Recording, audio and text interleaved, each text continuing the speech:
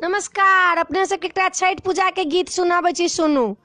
केरबा मांगे लौ सहरस, बालक देल जुई ठाय, बालक देल जुई ठाय।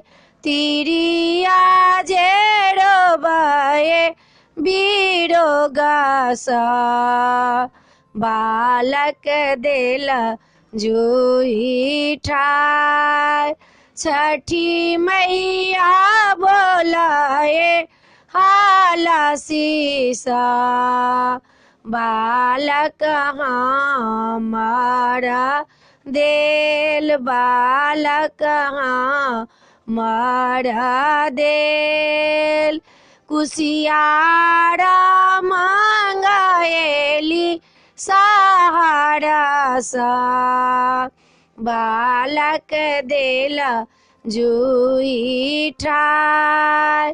तिरिया जेरो बये बीरो गास, बालक देल जुई ठाय।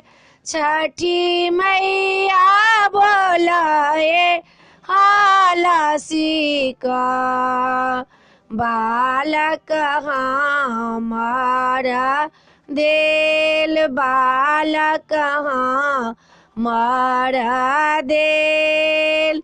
आदिया मांगेली सहरस, बालक देल जुई ठाय।